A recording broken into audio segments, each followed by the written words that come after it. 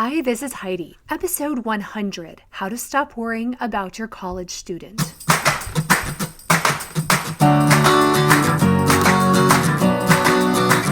Life isn't a spectator sport. Success comes to those who show up every day with a pocket full of courage, grit, and a little sparkle. I'm glad you're here.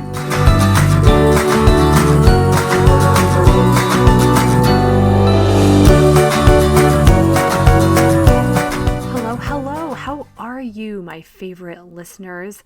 Oh my goodness, episode 100. Here we are. I appreciate all of you. Some of you are new. Some of you have been listening for 2 years. This is awesome. So this week, my husband and I sent our oldest child off to college. We took him to JFK Airport, and he is studying abroad for his first semester. So he's not just in college, he's in another country, another continent, using another currency. It is all so good. And this was his choice. He has wanted every part of it, which has given him so much confidence and has boosted his courage and bravery. It's been a natural time for us to be reflective of how we've raised him, of our family. This change is as big a family structure change as if adding a child. Now, we haven't subtracted a child necessarily, but our home and daily dynamics are different. It's good to see my second son now become the, quote, oldest at home. And even though we miss our oldest, we would not want him home. We want him to be where he is. We want him to be experiencing the obstacles. We want him to be learning, making mistakes, figuring some things out. We want him becoming more independent. We want him experiencing all of it. This week, I've also reflected on how I have changed over the past 4 to 5 years to allow myself to be in such a place of peace and confidence right now.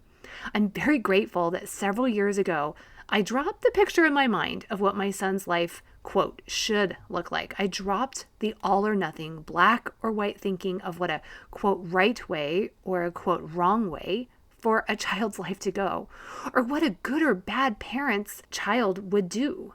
For a few years, I've leaned heavy into the faith and uncertainty and reality that I don't know the right choices for my child, that I don't know their path, that I know my responsibility of teaching and loving and guiding. And I've done the hard work to believe heavily that my child knows better than I know what choices will be his path. He'll know his college, he'll know which friends to make, and every other small decision. By releasing my thinking, I know what's right, I also dropped some fear and insecurity on my part. And I picked up and projected confidence and hope to my son that he'll make good decisions, that he can also change his mind at any time, that he should, yes, use the guidance we've provided, and that he has inner guidance to look to as well, and to trust that. Because I dropped thinking I knew what was right, he is on this international experience that my husband and I both felt so good about. If I can step back into my lane, my kids will thrive and grow to be greater than I could have predicted. And my result isn't their result. They get to own who they become. I only get to own the part of loving and teaching and supporting. I choose the type of parent I want to be, and I get to let them own their choices, which I see will benefit them much more in their life. I don't want them being anxious or trying to live my path. I want them learning to anchor themselves. So I've had to do the work to anchor myself. And is it hard at times? Yes. Uncertainty and faith aren't always comfortable emotions, but they are where truth and real life sit for the most part. So this week, I've said a big thank you to myself for investing in my head, in my own development, and following my heart to share this work with so many courageous people. And I want to be this way for my children who are still at home. They need to see a balanced and calm parent. Well, most of the time. And I want them to see that I have my own identity and self, so they feel free to become the fullness of who they are meant to be. Today, I want to give you 3 tools to use when you find your brain worrying about your college student who just left or maybe is several years into college. These tools apply, of course, to a child at any age. Maybe your 16-year-old is now driving, or your 13-year-old who just entered middle school. But I'm going to use examples of a college freshman and you adapt it to your situation. The principles apply to any type of worrying. Now, before I talk about the 3 tools, let's talk about your brain so you understand the foundation that these tools are built on. Everything we see and experience first passes through the filter of our lower primitive brain, our amygdala, which is wired for survival. This brain has kept humans alive for a long time, and we need this part of our brain in instances where our life really is in danger. Now, luckily, in 2021, we have a lot less situations where we are physically in danger, but this brain is still running on default, and we can get stuck there if we don't learn ways to move through this brain and get up to our higher confident brain, our prefrontal cortex. So this part of our brain is wired for negativity because seeing what is wrong is what allows this part of our brain, the lower brain, to keep us alive. And because we're humans, we're different than other animals in the world in that we can plan and project with our higher brain. But this is where worry comes in sometimes because we can look to the future. Worry is when we overuse this feature of our humanness because worry is all about the future. Worry isn't about a present problem. Worry is all about what if this happens in the future? And our brain thinks that worry is necessary. And we all know people who believe the more they worry about someone, this means they love that person more. So we have social messages that can reinforce worry as something we want to indulge in. But this is mixed messaging and hurtful to us and our children, which I'll get into. So remember, worry isn't about the present. It's about an imaginary future, and the insecure brain will offer us worry as a default.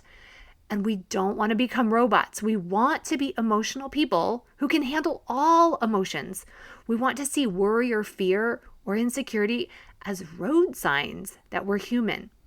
We just don't want these emotions driving the car of our life. We want these emotions in the back seat. We want to see them as normal human passengers, but they aren't in charge. They aren't making decisions. They aren't the emotional BO that we want to project. Now, these 3 tools that I'm going to teach you will help push these emotions to the back seat. Okay, and the last reminder about our lower brain, since it's wired for negativity, it also wants us to think that mistakes are bad, that they mean something has gone wrong. This lower default brain may ruminate and stay stuck on what we've done wrong and what others have done wrong. But we're all going to make mistakes and do things or not do things that will teach us very important life lessons. Nothing is a bigger crash course on real life lessons than going off to college, to live without parents for usually the first time, for having to buy and make our food, which our son is doing. I know most aren't, but he has to do that for himself.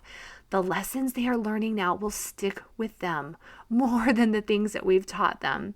And we need to be calm and manage our anxiety so we don't project the destructive vibes of perfectionism onto our kids. Okay, with that said, tool number 1, when our brain says, what if this happens? Change your thought and pivot your head to what is. If is about the future, and the future can be anything. Is a word that brings us back to the present and makes us focus on what is true right now. So your brain says, what if my college freshman doesn't make friends this year? Ask your brain, what is true today? They like their roommate. What is true is they told you that they do like kids in their dorm maybe. What is true is that you know that they are a good friend. Now, another thought, what if my child engages in activities I don't want them to or would be harmful to them, drinking or drugs? Let's go with drugs. Maybe you see an article about drugs on college campuses and your brain runs wild with worry. Bring your brain back to what is. What is true is your child isn't doing drugs now. What is true is you know your child knows the dangers of drugs. What is true is they aren't right now. So get anchored in the present. Another what if. What if my college student fails some classes or loses their scholarship? Okay, again, notice how all of these things are about the future. There's no problem today that you can take action on because it's not a problem. Well, what is true today? Your child is going to classes. Your child is not failing today. Your child is on scholarship today. What is true is your child is bright. They've handled hard situations. Honor what is true. Notice how this worry is robbing us today of peace and calm because it wants us to solve for a problem that doesn't even exist. When a problem does exist, our brain goes to work on solutions. Very often, we have to use our higher confident brain to remind ourselves there is no problem to solve. And these are the years when we want our child to build the confidence that they can solve problems when they do come up. So our what ifs also only fuel a fearful emotional state, which, as I talked about in episode 99, only projects insecurity to our children, which does not help them. Okay, tool number 2. When your brain offers you something to worry about, it's usually filling in missing information with negative information. If our brain has a gap in details of a story, it assumes the worst. Imagine a puzzle with missing pieces. Our brain fills in the missing with the ugliest and the worst case scenario pieces. So we want to be on to ourselves.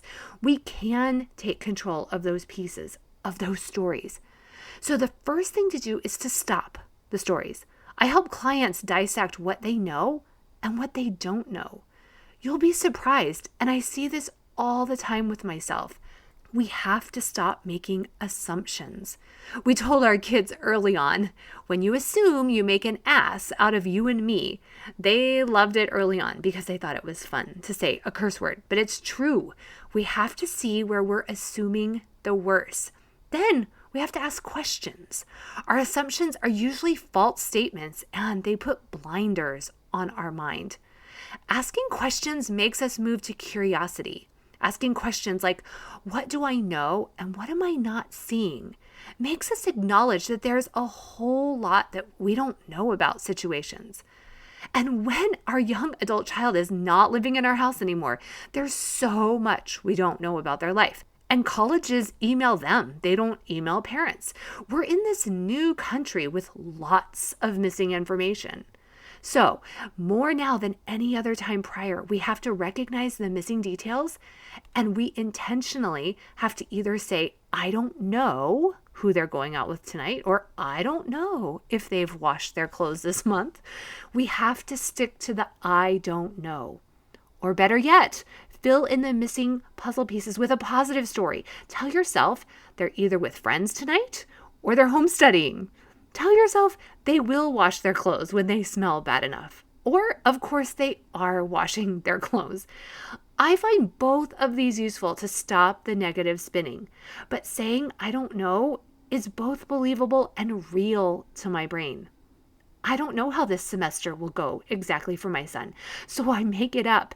And it is believable to me that it's going to be fantastic, that he's going to learn a lot. It is believable that he may be homesick. But it's also believable that he is going to make lots of friends. It's believable he is a friendly person. When my brain wants to spin out on, is he going to get to class on time? How is he going to handle the new transportation system? How is he managing his money and more? I make myself sit with the uncertainty, or I don't know. And then I redirect to how fantastic it is that he is learning this right now. I heard someone say, if your brain is stuck only watching one biased news channel in your head, you need to give equal airspace to the opposing view. If you fill your head with Fox News, you gotta make it watch CNN some. What this means is if we're giving a lot of airtime to what could be negative, we have to give equal airtime to what could be positively going on. And remember, up to today, both you and your child have survived every hard day, and you'll continue to. And some days might end up being very easy and fun. Okay, third tool to stop the worry spinning. We have to be okay that they may make mistakes. And they're going to experience negative emotions. Like I told you about your brain at the beginning of this episode, our lower brain thinks both of these things are something to be avoided. So we have to use our higher, confident, secure brain to manage these thoughts and to build our belief that if we want our children to learn and grow, we have to be okay that they experience resistance. They are going to be homesick, and it's okay. They are going to be lonely or sad at times, and it's okay. They are going to be frustrated and overwhelmed, and it's okay. Emotions are not problems to be solved. Being okay with them feeling this doesn't mean that we want them to be this way, or we're hoping they're homesick or mad at their roommates or feeling rejected. We aren't desiring this, but we don't want to make it a problem when they feel this way. There's clean pain and dirty pain, which I talk about in episode 14. You got to listen to that if you haven't. We create dirty pain for ourselves when we think something has gone wrong when our children experience negative emotions. So our brain will offer us that when our child breaks a rule or something else that could go wrong, we can stop the worry by remembering our children will grow from the discomfort that they feel when falling and learning. They need these experiences so the lessons stick with them longer. My children respect their money so much more when they learn by making wise and unwise spending decisions.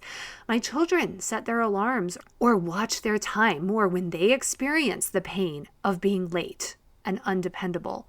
Now more than ever, I'm also remembering the mistakes and lessons I learned in college, and I'm honoring how I had to go through those experiences to be a wiser and mature adult. Well, however mature we can be at the end of college. Still, I learned lessons the only way I could then, and I'm glad my parents weren't shaming me for it or projecting anxiety on me about me making mistakes.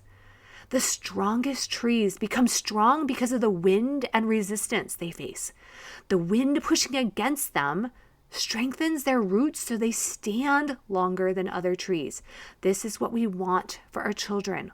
We don't want them to fall over in the first storm because of weak root systems. So instead of believing the wind and resistance are wrong or bad, let's look at them as part of the journey, as part of the strengthening. As I got texts this week that my son was homesick, of course, I felt sympathy, and I also felt calm and peace that this emotion and others will make him stronger, and that nothing has, quote, gone wrong. Nothing has gone wrong when they feel any discomfort or have to do adult things for the first time. We don't want to take that learning and discomfort away. Very much in tandem with episode 99 about fear and hope. Worry and fear hold hands and like us to live in our lower insecure brain. But we're more than that. We want hope driving our buses. We want hope and confidence to be projected to our children so they can borrow this belief when theirs has run low. Our opinion, our tone of voice, our questions of support, it matters to them. They read a lot into it. They are looking to see if we believe in them or if we worry and question and doubt them. Are we going to worry sometimes, y'all? Yes, we're humans, not robots, and our children are the most important people in our lives. We just want that worry riding in the way back seat. We want to tell the worry what to do and where to go. We don't want it driving our actions. Y'all, we're doing this together. This is the work of anchoring our emotions and not needing other people to act or do or say something in order for us to feel a certain way. Anchors only need to pivot slightly, much like the simplicity of these tools that I just taught you, to be set firmly in sand. We can be this grounding for our family. That's it for this week. If you did just send children to college, think about the cost of what you're investing in them. You also can still grow and change. Are you investing in your development? If not, why not? Imagine the change in your family if all of them see you stay off the teenage emotional roller coaster. Less worry will give you more time to enjoy life and pursue your dreams. If you would like personalized weekly private one-on-one coaching to help you get out of the worry spinning and anchor yourself in calm and confidence. Sign up for a consult call at HeidiBenjaminson.com. A confident mother is the greatest gift to her family. Not a perfect mother. Our families want us to feel confident, anchored, and calm. I can help you uncover this version of yourself. Have a great week.